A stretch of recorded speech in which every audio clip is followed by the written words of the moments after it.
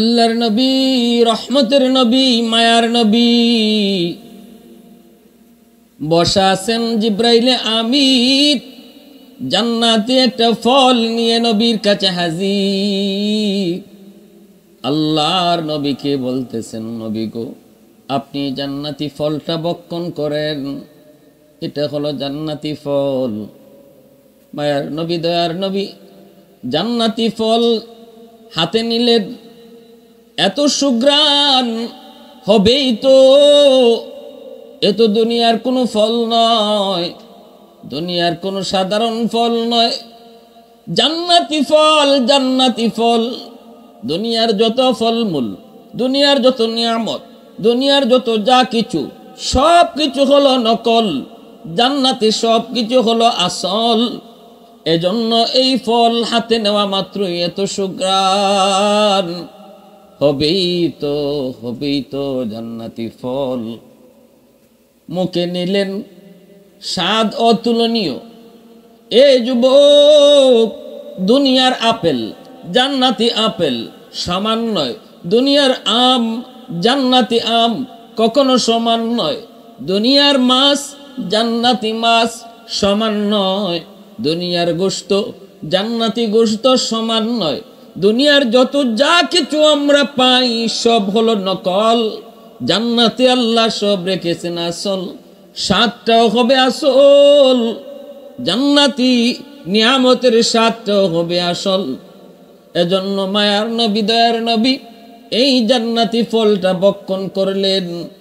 মায়ার নবী জান্নাতি ফল ভক্ষণ করার পর রাসূল করিম সাল্লাল্লাহু আলাইহি ওয়াসাল্লাম আম্মা জান খাদিজাতুল কুবরা রাদিয়াল্লাহু তাআলা আনহা, নবীজির প্রিয়তমা বিবি, গোটা উম্মতের মা, ইসলামে যার সবচেয়ে বেশি অবদান, সর্বপ্রথম কালেমা পড়ে মুসলমান হওয়ার ভাগ্য যার ছিল, তিনি কোনো পুরুষ নন, তিনি হলেন এই উম্মতের জননী আম্মা জান খাদিজাতুল কুবরা রাদিয়াল্লাহু তাআলা আনহা।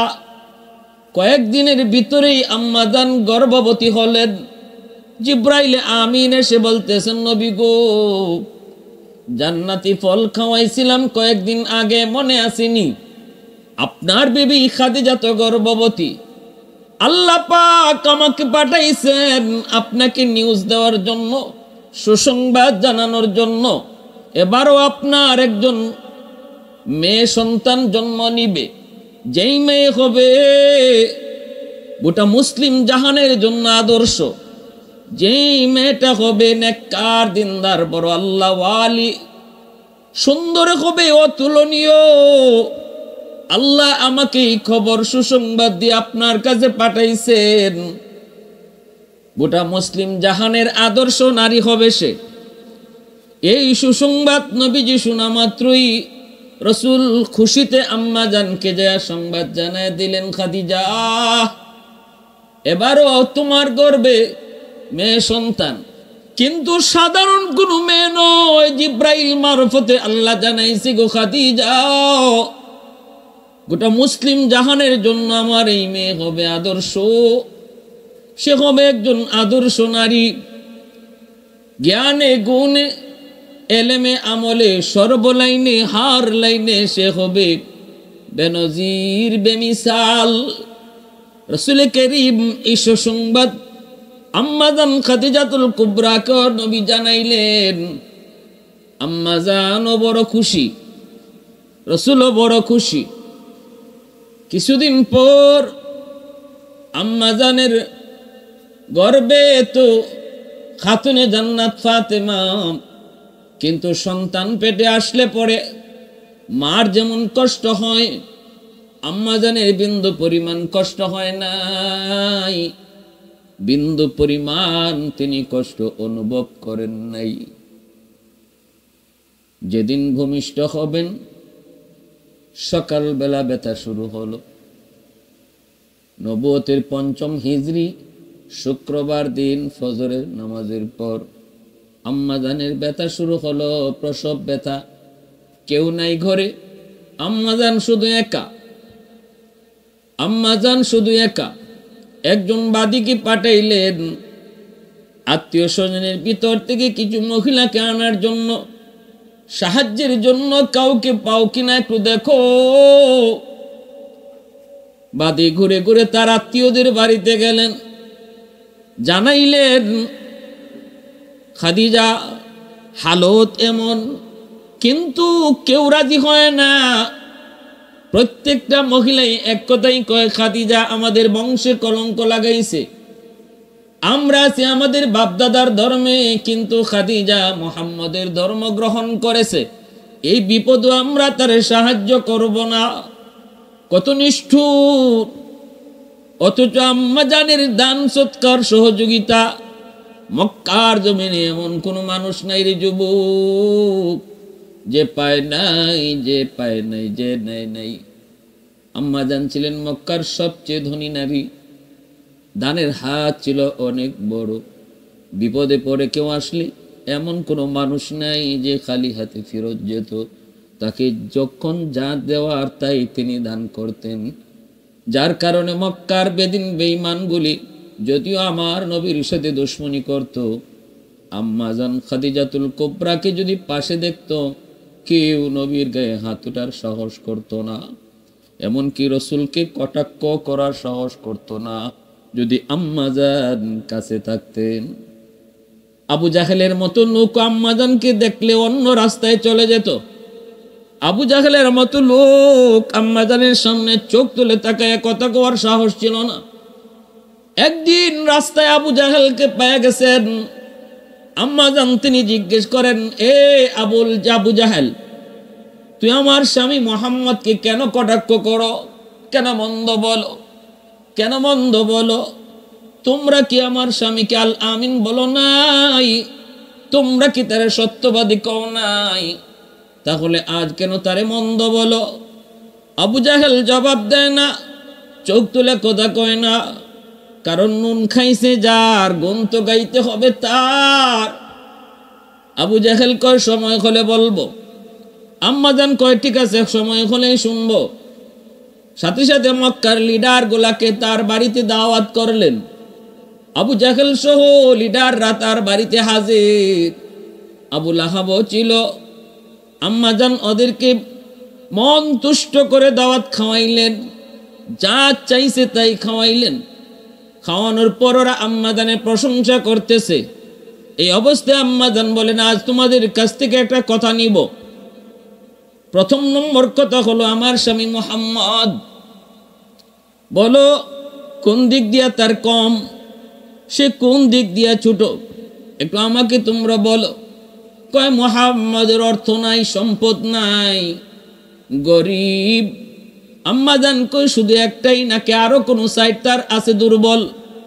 আবু জাহেল কয়, আর কোন সাইড নাই। আম্মা জান কয়, বলো তার চরিত্র কেমন? কয়, সুন্দর। বলো তার চেহারা কেমন? কয়, সবচেয়ে সুন্দর। বলো তার বংশ কেমন? কয়, সবচেয়ে ভালো। সকল সাইড দিয়ে সে 1+, সকল সাইড দিয়ে সে 1 পিস।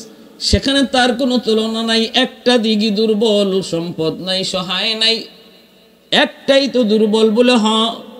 আম্মা জান এবার সমস্ত লিডারদের সামনে বলেন, তাহলে তোমরা শোনো, আমি খাদিজার যত সম্পদ ছিল সবগুলি সম্পদ এই মুহূর্তে আমি আমার স্বামী মুহাম্মদকে দান করে দিলাম। এবার আমার কিছু নাই, সব সম্পদের মালিক, সব সম্পদের মালিক আমার স্বামী মুহাম্মদ। এবার তোমরা একটু কও, মুহাম্মদকে মানো না কোন কারণে? গরিব বলো, এখন সে গরিব নাকি মক্কার সবচেয়ে ধনী? আবু জাহেল আবু লাহাবের মুখ বন্ধ হয়ে গেল, কথা বলার সাহস তারা হারিয়ে ফেলল। আবু জাহেল কয়, খাদিজা, তোমার সাথে আমরা কথা বলে পারবো না, তোমার সাথে কথা বলে পারবো না, এই বলে তারা উঠে চলে গেল। এজন্য আম্মা জান খাদিজাতুল কুবরা রাদিয়াল্লাহু তাআলা চরম বিপদের সময় প্রসব বেদনা, একজন মহিলা জানে প্রসব বেদনা, প্রসব ব্যথা, তার ব্যথা কেমন। প্রসবের সময় যে ব্যথা, এই ব্যথা শুধু একজন মা বুঝে, দুনিয়ার আর কেউ বুঝে না রে যুবক, আর কেউ বুঝে না। প্রসব বেদনার সময় কত মা দুনিয়া থেকে চলে গেল, প্রসব ব্যথার সময় কত মা অজ্ঞান হয়ে যায়। ভালো করে মনে রাখো, এর চেয়ে বড় কষ্ট আর কিছু নাই।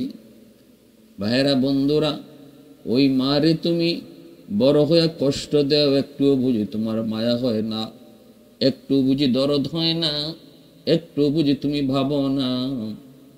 1 কেজি 2 কেজি ওজনের একটা পাথর পেটে বাইদে তুমি একদিন হাইটা দেখো কেমন লাগে। সেখানে একজন মা 10 মাস 10 দিন তোমারে পেটে লইয়া এত বড় একটা বোঝা নিয়া ঘরের সব কাজগুলা করতো। কতটা কষ্ট বেদনা যখন শুরু হয়, তখন জানে একজন মা সে কি পরিমাণ কষ্ট অনুভব করে। বিপদের সময় আম্মা জানের কাছে কেউ নাই, আত্মীয় স্বজন কোনো মহিলা আসতে রাজি হয় না। একটাই তাদের কথা, খাদিজা কেন ইসলাম ধর্ম গ্রহণ করলো, কেন আমাদের বাপদাদার ধর্ম ছেড়ে দিল।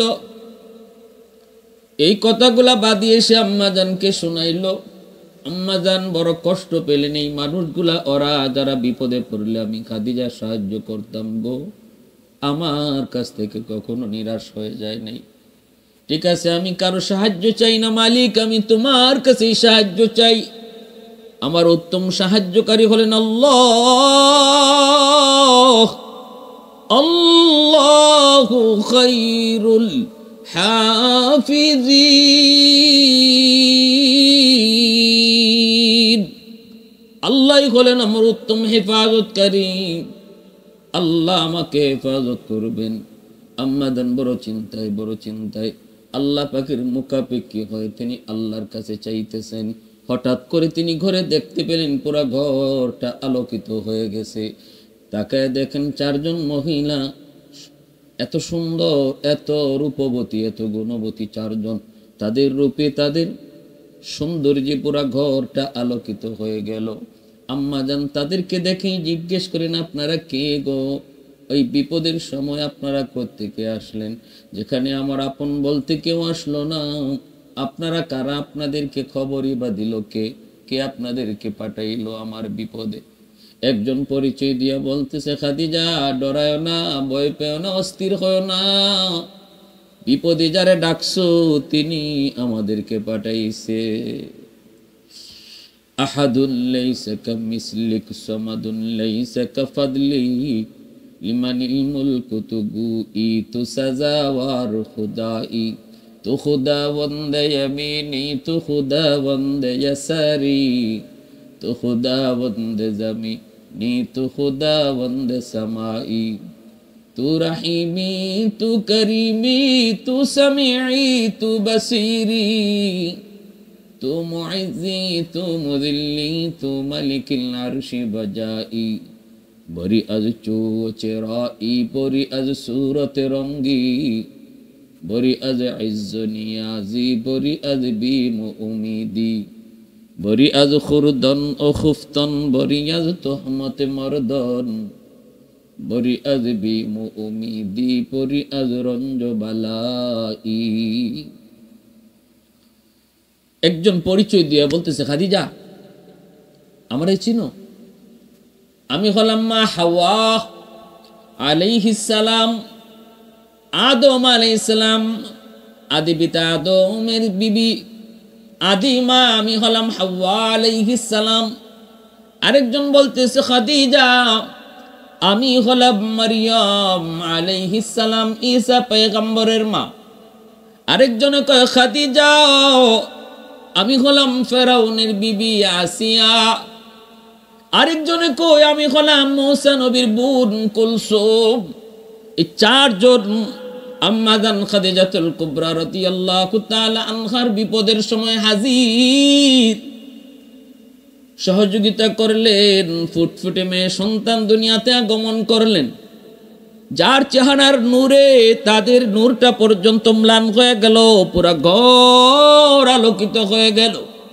পৃথিবীতে যে 4 জন নারী সবচেয়ে সুন্দর ছিলেন, একজন হলেন ইব্রাহিম পয়গম্বরের বিবি, প্রথম বিবি সারা আলাইহিস সালাম, দ্বিতীয় জন হলেন হযরত মরিয়ম আলাইহিস সালাম, তৃতীয় জন হলেন আসিয়া আলাইহিস সালাম, চতুর্থ জন হলেন নবীজির কন্যা খাতুনে জান্নাত ফাতেমা রাদিয়াল্লাহু তাআলা আনহা।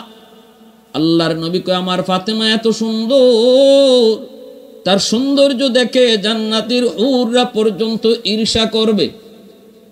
পুরা ঘর আলোকিত। মায়ার নবী দয়ার নবী সুসংবাদ পেয়ে দৌড়ে আসলেন। নবীজি দেখো আনন্দিত, কোলে তুললেন। প্রশংসা তো জিব্রাইল আগেই করে গেছেন যে আবেদা সালেহা, জগতের মুসলিম জাহানের সমস্ত নারীদের জন্নতি যিনি হবেন মডেল, যিনি হবেন আদর্শ নারী। নবীজি আদর করে নাম রাখলেন ফাতেমা, আরেকটা ওর নাম নবী রাখলেন জোহরা। জোহরা শব্দের অর্থ হলো ফুলের কলি। ফুলের কলির মতোই ছিলেন তিনি সুন্দর। ভাইরা বন্ধুরা, এইভাবে খাতুনে জান্নাত ফাতেমা রাদিয়াল্লাহু তাআলা আনহা মার আদর বাবার আদর পেয়ে পেয়ে তিনি আস্তে আস্তে বড় হন।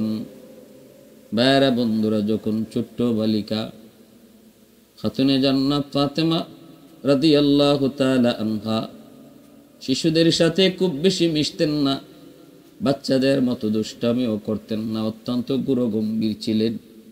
ছোট কাল থেকেই কি যেন ভাবতেন যেন আল্লাহর নবীর শিশুকালটা আর খাতুনে জান্নাত ফাতেমার শিশুকালটা এক সেম সেম। নবীজির ভিতরে যত গুণ ফাতেমার ভিতরেও ছিল তত গুণ। আল্লাহু আকবার জোরে কোন। এত সুন্দর গুণাবলী নিয়ে তিনি আস্তে আস্তে বড় হন। মার কাছে বেশি টাইম থাকেন, মার ইবাদত বন্দেগী দেখেন, শিখেন। মা যদি দিনদার হয়, মা যদি নামাজি হয়, সন্তান নামাজি হয়। মা যদি ফরদানিশীন হয়, মেয়েটাও ফরদানিশীন হয়। মা যদি কোরআন তেলাওয়াত করে, সন্তানও কোরআন তেলাওয়াত করে। ঘরের পরিবেশে মা বাবার কাছ থেকে সন্তান যা দেখে যা শুনে তাই কিন্তু শিখে। ঘরটা হলো সন্তানের জীবনের সর্বপ্রথম বিদ্যালয়। মা বাবা হলো তার জীবনের সর্বপ্রথম উস্তাদ। এজন্য বাবার চেয়ে মার গুরুত্বটা আরো বেশি, কারণ মার আমলটা সন্তানের উপরে বেশি আসর করে। পেটে ছিল মার, এখানেও মার আমলের আসর পেটের সন্তানের উপরে যায় পড়ে। দুধ খাওয়ানোর সময়ও মার দুধ খায়, ওই সময়ও মার আমলের আসর সন্তানের উপরে পড়ে। তারপরে ঘরের ভিতরে যতদিন থাকে বাচ্চা, বাবার চেয়ে মাকে বেশি টাইম দেখে। মা যদি নামাজ পড়ে, এটা দেখে দেখে সন্তানও নামাজ শিখে। মা যদি পর্দা করে, মাথায় কাপড় দেয়, ছোট বাচ্চাটাও মাথায় কাপড় দেওয়া শিখে। দেখবেন মা নামাজে দাঁড়াইলে শিশুটাও মার সাথে নামাজে দাঁড়ায়। আম্মা জান খাদিজাতুল কুবরা রাদিয়াল্লাহু তাআলা আনহা, আমার নবীর কলিজার টুকরা বিবি, আমার নবী মায়ের নবীর প্রিয়তমা স্ত্রী, যার জীবদ্দশায় রাসূল আর কোনো বিয়ে করেন নাই। নবীজির সন্তান 4 জন মেয়ে সন্তান আর 3 জন ছেলে সন্তান। 7 জনই হয়েছেন আম্মা জান খাদিজাতুল কুবরা রাদিয়াল্লাহু তাআলা আনহার গর্ভ থেকে। শুধুমাত্র একজন ছেলে ইব্রাহিম, তিনি হয়েছিলেন আম্মা জান মারিয়া কিপ্তিয়ার গর্ভ থেকে। এজন্যই আম্মা জান বড় ভাগ্যবতী নারী। রাসূলের সকল সন্তানরাই আম্মা জান খাদিজাতুল কুবরার গর্ভ থেকে। খাতুনে জান্নাত মার কাছেই বেশি টাইম থাকেন, মার আমলটাই দেখেন, মার আমলটাই নিজে শিখেন। এইভাবে আস্তে আস্তে বড় হইতেছেন, শিখতেছেন, আমলের প্রতি আগ্রহ। মা যে আল্লাহর বন্দেগী করিব, আল্লাহকে কি দেখা যায় না? আম্মা জান খাদিজাতুল কুবরা কয়, মা দুনিয়ার চর্ম চোখে আল্লাহকে দেখা যায় না গো মা। আল্লাহ দুনিয়ার মানুষের চোখেই পাওয়ার দেয় নাই, কিন্তু যদি তুমি নেক আমল করো, আল্লাহরে খুশি করতে পারো, জান্নাতে আল্লাহ তোমার চোখে এমন পাওয়ার দিবে, যেই পাওয়ার দিয়া মালিককে তুমি দেখেও ঠিক থাকতে পারবে। আল্লাহ পাক জান্নাতে তোমার দিদার নসিব করাবে। আল্লাহ জান্নাতে দেখা দিবে, দুনিয়ার চর্মচক্ষে আল্লাহকে দেখা যায় না। এইভাবেই মার কাছে তাইকে তাইকে আমলের প্রতি আগ্রহ বাড়ে আর আমল শিখেন ভাইরা বন্ধুরা। কিন্তু বেশি দিন হয় নাই, খাতুনে জান্নাতের 11 বছরের টাইমে আম্মাদান খাদিজাতুল কুবরা রাদিয়াল্লাহু তাআলা আনহার ইন্তেকাল। অসুস্থ হয়ে পড়লেন, চরম থেকে চরম অসুস্থ হয়ে পড়লেন। ওই অবস্থায় নবীজির জন্য আম্মাদান কান্দে। রসুল যায় কয়, খাদিজা তুমি কেন কান্দো? আম্মাদান কয়, নবী গো, আমি আমার জন্য কান্দি না গো নবী, আমি কান্দি স্বামী গো, আমার ইন্তেকালের পর আপনার সেবা কে করবে, আপনার কে দেখশন করবে? বেদিন বেঈমান গোলা কত কটু কথা, কত নির্যাতন আপনারে করে।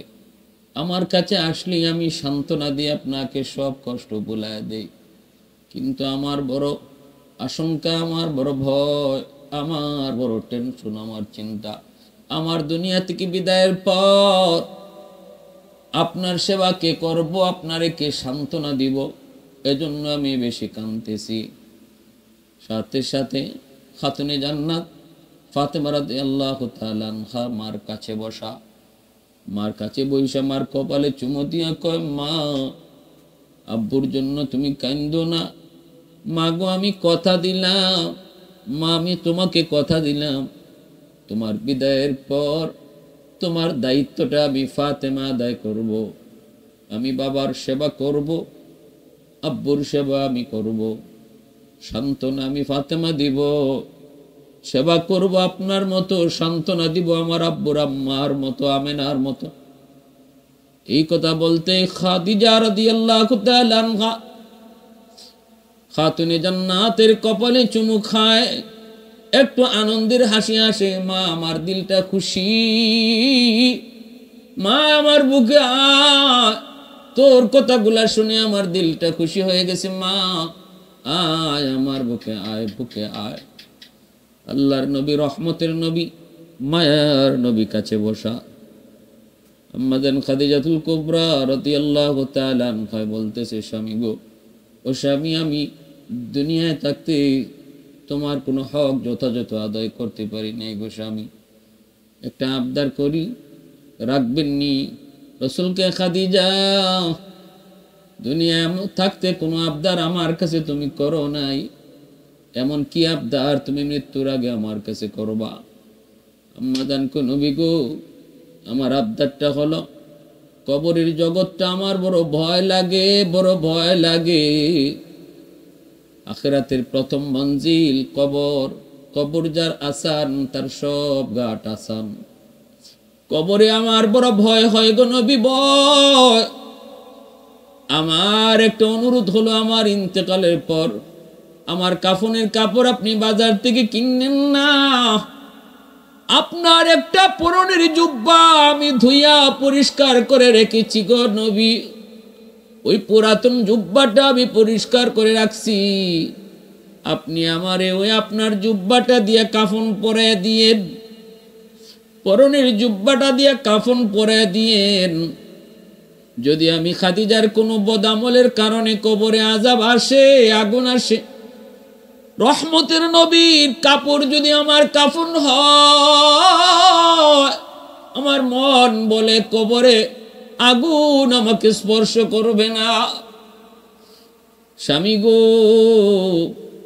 আপনি আমার কবরের পাশ দিয়ে একটু হাইটেন, কবর নাকি চাপ দেয়, কবরের উপরে যদি রহমতের নবী হাঁটা চলা করে, কবর চাপ দেওয়ার সাহস করবে না, সবাই আমাকে কবর দিয়ে চলে আসবে, আপনি আইসেন না, কবরের পাশে দাঁড়ায় তাই কেন?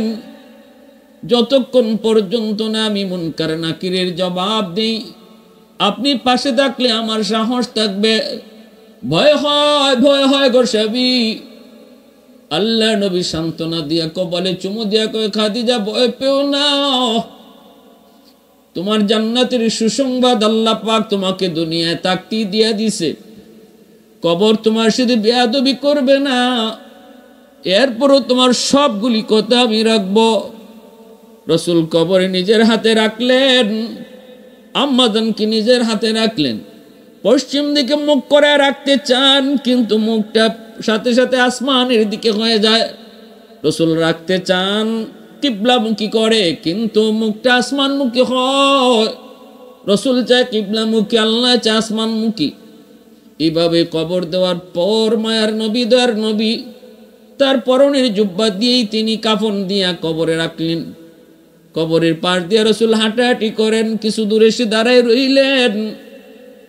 মুনকার নাকির কবরে ঢুকবে, কিন্তু যেই কবরের পারে দু জাহানের বাদশা রাহমাতুল লিল আলামিন দাঁড়া আছে, ওই কবরে কেমন করে মুনকার নাকির ঢুকে, কোন সাহসে ঢুকে? পাশে দাঁড়ায় রয়েছে আল্লাহ কই, জিব্রাইল তাড়াতাড়ি যাও, আমার বন্ধুকে যায় বলো কবরের পাশ থেকে যেন সরে আসে। বন্ধু দাঁড়ায় থাকলে মুনকার নাকির কবরে ঢুকবে না। আর বন্ধুরে নির্ভয় দিও, খাদিজার টেনশন করা লাগবে না, আমি চেহারা কি আসমানমুখী বানায় দিছি, কারণ আমার খাদিজারে যখন মুনকার নাকির প্রশ্ন করবে, এই প্রশ্ন আমি শুনবো, দেখব, আর প্রশ্নের জবাব আমি নিজে দিয়ে দিব। আলহামদুলিমান কদ্দারা খাইরাম ওয়া খাবালা والشكر لمن صور حسنا وجمالا فرد صمد عن صفة خلق بريء رب أزلي خلق الخلق كمالا لا ضد ولا ند ولا حد لمولا لا ضد ولا ند ولا حد لمولا الآن كما كان ولم يلق زوالا الآن كما كان ولم يلق زوالا यार गुर यार नबशद यार हरगिज यार नेस्त गोला गुर खुशबू नबशद काबिले गुलजार नेस्त ए दिल तो दिल नहीं है जिस दिल में तू नहीं ए गुल तो गुल नहीं है जिस गुल में बू नहीं ए गुल तो गुल नहीं है जिस गुल में बू नहीं। আম্মাজান খাদিজাতুল কুবরা রাদিয়াল্লাহু তাআলা আনহার ইন্তেকালের পর মায়ার নবী দয়ার নবীর চাচাও একই বছর ইন্তেকাল করেন। নবীজির উপরে ওই বৎসরটাই হলো আমুল হুজুন, কঠিন থেকে কঠিন পেরেশানির বৎসর। এক ছায়া আবু তালিব তিনি ইন্তেকাল করলেন, আর আম্মা জান খাদিজাতুল কুবরা আরেক ছায়া নবীর তিনি ইন্তেকাল করলেন। মায়ার নবী দয়ার নবী বড় পেরেশান। আল্লাহর নবী তায়েফ গেলেন বড় আশা নিয়া। তায়েফের মানুষগুলা তারা আমার আত্মীয়, হয়তো তারা আমাকে মায়া করবে, কিন্তু তায়েফবাসী আমার নবীর সাথে কি নিষ্ঠুর আচরণ করেছে, ইসলামের ইতিহাসে কলঙ্ককর অধ্যায়। রক্ত শরীর থেকে বেয়ে বেয়ে জুতা আটকে গেল। দয়ার নবী বেহুশ হয়ে গেলেন। নবীজির পালক পুত্র যায়েদ ইবনে হারেসা আল্লাহর নবীকে বুকে লইয়া পিঠটা দিয়ে কয়ে, তায়েফের উশৃঙ্খল যুবক, তোরা যত পারো আমার পিঠে মারো, রহমতের নবীর আর তোরা মাইরো না। আল্লাহ পাক কয়, জিব্রাইল আমার বন্ধু রক্তের ফুটা মাটিতে পড়তে দিও না, মাটি বরদাস্ত করবে না। তাড়াতাড়ি কই আসো তুমি? কই সিদরাতুল মুনতাহা, জমিনে যাও। আমার বন্ধু রক্তের ফুটা যেন জমিনে না পড়ে, পড়লে জমিনে ভূমিকম্প শুরু হবে। সেই তায়েফের জমিনে নবী রক্তাক্ত আহত। আল্লাহর নবী দয়ার নবী আল্লাহর মায়ার নবী একটা খেজুর বাগানে যায় আশ্রয় নিলেন। উকবা ইবনে আবি মুয়তির খেজুর বাগান। ওই খেজুর বাগানের মালিক উকবা সে তার গোলামরে পাঠাইছে, যাও মুহাম্মদ রেজা একটা খেজুর খাওয়াও। আল্লাহর নবী খেজুর খাইতে গিয়ে বিসমিল্লাহির রহমানির রহিম পড়ছেন। গোলাম সে ছিল ইহুদি। সে বলতেছে, মুহাম্মদ আপনি এই নাম কই থেকে শিখলেন? রাসূল কয়, কেন?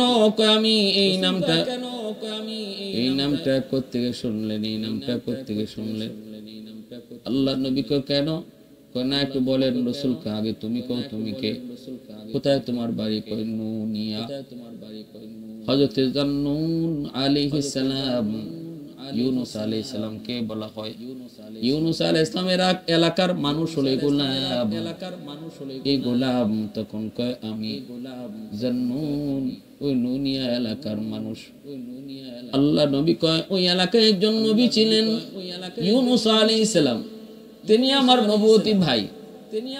গোলাম অবাক হয়ে গেল, অবাক। ইউনূস আলাইহিস সালামের নাম তো কোন নবী ছাড়া জানার কথা না। সাথে সাথে গোলামের ইয়াকিন হয়ে গেছে তিনি আল্লাহর নবী, সাথে সাথে তার ইয়াকিন হয়ে গেছে সে আল্লাহর নবী, আমার নবী রহমতের নবীর উপরে।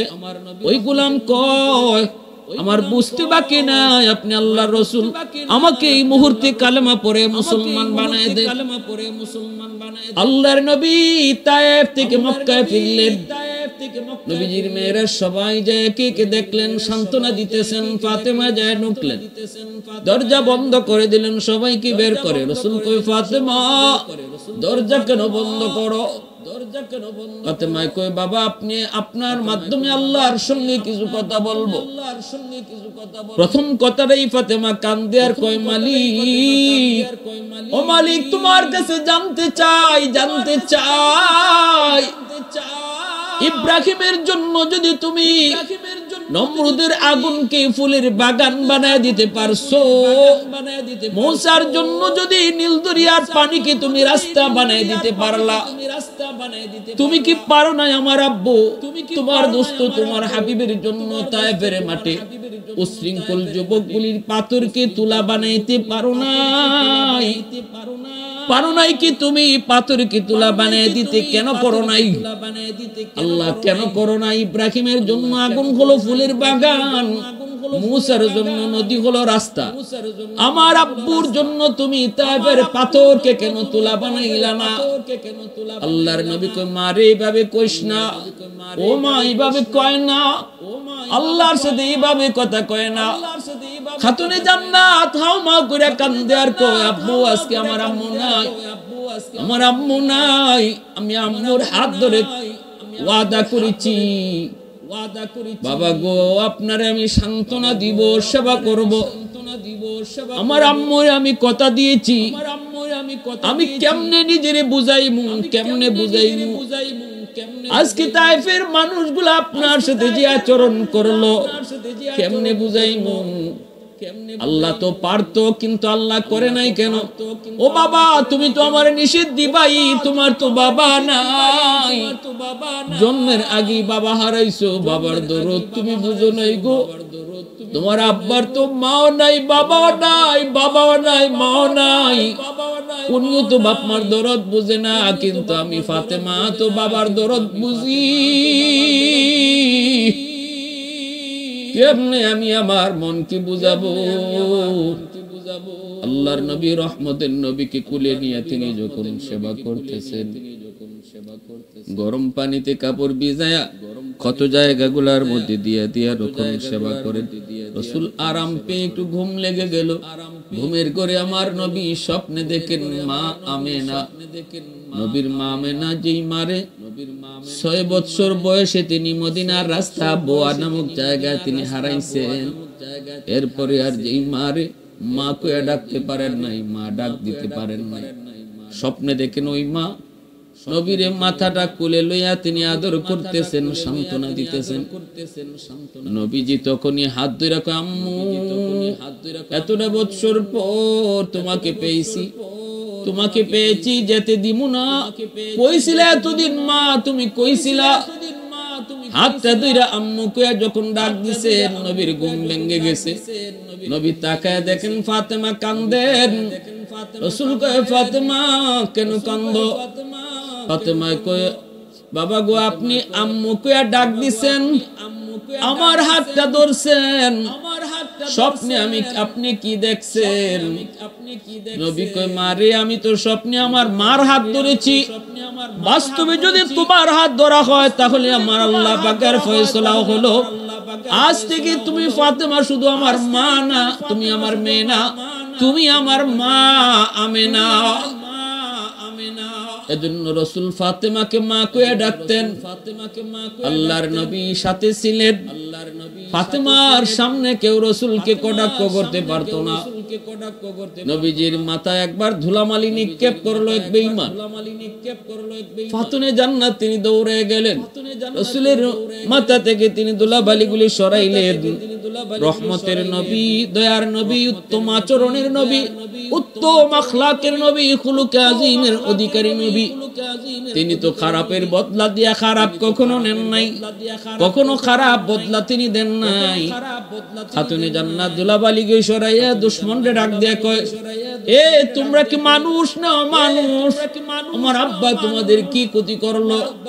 কি এমন ক্ষতি করলো? কেন আমার আব্বুকে তোমরা নির্যাতন করো, কষ্ট দাও? লজ্জা পেয়ে কাফেররা চলে গেল। রাসূল বাইতুল্লাহর সামনে নামাজ পড়েন, নবীজির মাথায় উটের নারী বুড়ি চাপায়া দিল, কেউ যায় না। নবী সিজদা থেকে মাথা উঠাইতে পারেন না।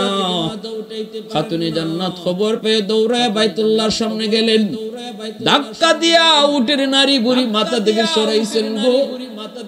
এরপরে নবী শ্বাস ছাড়ছেন, সিজদা থেকে মাথা তুলছেন। দুশমনরা হাসাহাসি করে। খাতুনে জান্নাত প্রতিবাদ করলেন, কেন তোমরা আমার আব্বুর সাথে খারাপ আচরণ করো? এটা তো মানুষের কোনো আচরণ নাই, বিন্দু পরিমাণ কি মানবতা তোমাদের নাই?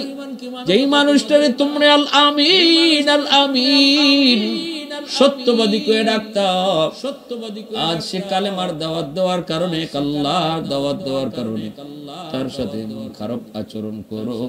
এটা তো কোনো মানুষের আচরণ নয়, এটা তো কোনো মানুষের কাজ নয়। ওরা লজ্জায় মাথা নিচু দিয়ে চলে গেল। এইভাবে মায়ের নবী, দয়ার নবীরে তিনি সব সময় কাছে রাখতেন, সান্ত্বনা দিতেন। নবীজি আঘাত পেলে নবীরে তিনি সেবা করতেন। রাসূল শুধু মেয়ে হিসাবে দেখতেন না, মার মতো জানতেন, যেন রাসূল আমেনা হারায়া আমেনাকে রাসূল আবার পাইছেন। ভাইরা বন্ধুরা, এইভাবেই খাতুনে জান্নাত ফাতেমা রাদিয়াল্লাহু তাআলা আনহা বাবার সাথে থেকে বড় হয়ে মদিনায় হিজরত তিনি রাসূলের সাথে করলেন। মদিনায় হিজরত করার পর ফাতেমা তখন যুবতী হয়ে গেছেন। রাসূল মদিনায় ঘোষণা দিলেন ফাতেমার বিয়ে দিয়ে দিব। কত সাহাবায়ে কেরাম বিয়ের জন্য প্রস্তাব দেয়, কিন্তু নবী কোনো কথা বলেন না। ওসমান কয়, আলী আমার মন বলে তুমি যদি বিয়ের প্রস্তাব দাও তাহলে নবী রাজি হবে। আলী কয়, ওসমান এটা কেমনে কও? আমি তো নবীর ঘরে থাকি, নবীর ঘরে খাই, আমি কেমন করে ফাতেমার জন্য বিয়ের প্রস্তাব দেব? ওসমান কয়, আলী যা, সাহস করে বিয়ের প্রস্তাব দে। আমার মন বলে তুমি যদি বিয়ের প্রস্তাব দাও তাহলে রাসূল রাজি হয়ে যাবে। ফাতেমার জন্য আলী যখন বিয়ের প্রস্তাব দিলেন, মায়ার নবী, দয়ার নবীকে, আলী দেরি করলি কেন? তোমার সাথে আমার ফাতেমার বিয়ের গটকালি করছেন আল্লাহ, আল্লাহ নিজে, তাহলে আমার ফাতেমার মোহর কি দিবা? কিছুই তো নাই। আলী কয়, নবী গো আপনার ঘরে খাই, আপনার ঘরে থাকি, মোহর দিমু কি? নবী কয়, আছে কি? কয়েকটা ঘোড়ার একটা বর্ম। রাসূল কয়, যাও বর্মটা বিক্রি করে যা পাও তা দিয়ে মোহর হবে। এই বর্ম বিক্রি করতে নিলেন, উসমান গনি কিনলেন, 400 দিরহাম দিয়া দিলেন। এই 400 দিরহাম দিয়া মোহর ধার্য হলো। আর উসমান গনি সেই বর্মটা আলীর বিয়েতে আবার উপহার দিয়ে দিলেন। খাতুনে জান্নাত ফাতেমা রাদিয়াল্লাহু তাআলা আনহার সাথে আলীর বিবাহ হলো। আল্লাহর নবীর ঘরে থাকেন, নবীর ঘরে থাকেন, কিন্তু আলীর মন কয় ফাতেমাকে আলী তার নিজের ঘরে নিয়ে যাবেন। নিজের তো কোনো ঘর নাই, নিয়ে রাখবেন কোথায়?